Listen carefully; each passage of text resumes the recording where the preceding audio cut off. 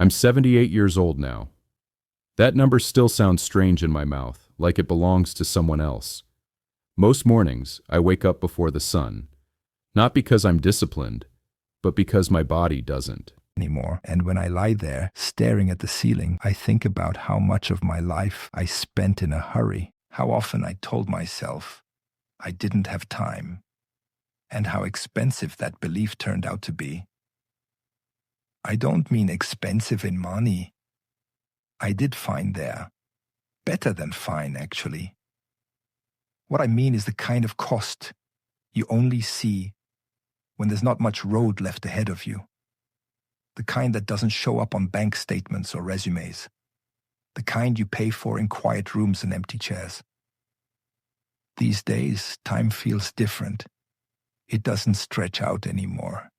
It feels thin, fragile, like a piece of old paper you could tear without trying. And when you realize that, you start replaying things.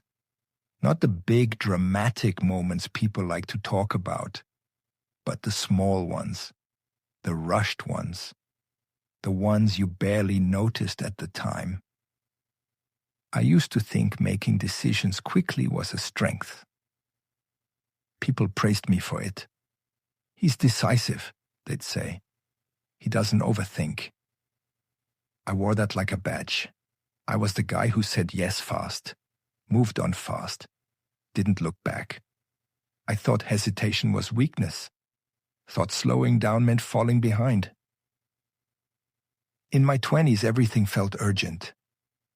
I married young, not because I was deeply certain, but because it felt like the next step. Everyone else was doing it. We'd been together a few years, it seemed fine, and I didn't want to lose momentum.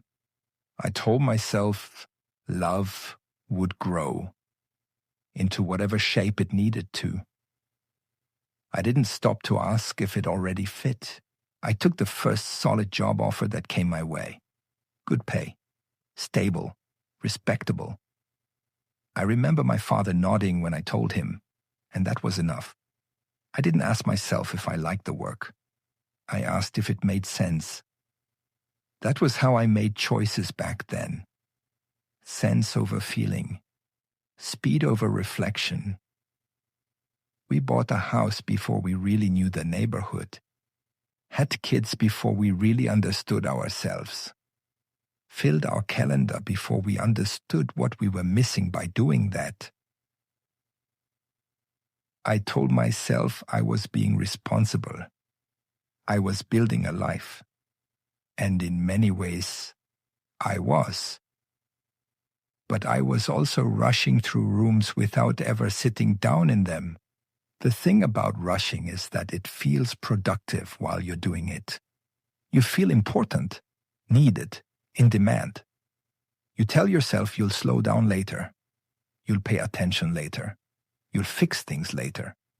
Later becomes a kind of promise you make to yourself, and you believe it because you need to. My kids remember me as tired. Not mean, not cruel, just distracted. Always half there.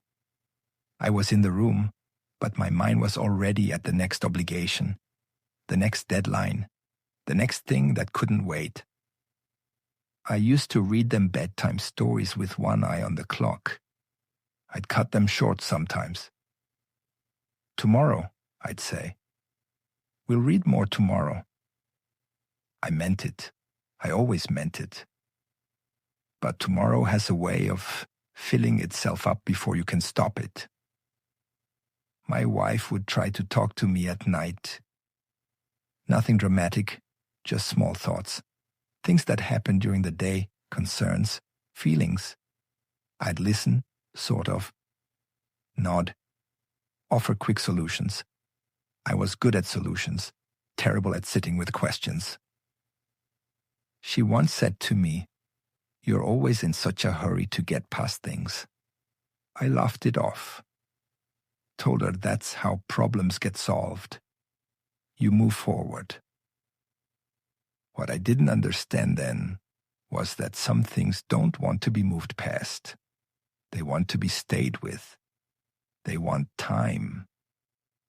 The damage didn't happen all at once. That's the dangerous part. It happened quietly, in skipped conversations, in postponed vacations, in anniversaries that were acknowledged but not felt, in friendships that faded because I was always busy and never noticed when the invitations stopped coming. I remember one afternoon vividly. I was probably in my mid-40s. Came home early for once. The house was quiet. My youngest was in his room, door closed. I stood there for a moment, unsure what to do with the extra time. That should have told me something. I had built a life so full that stillness felt unfamiliar.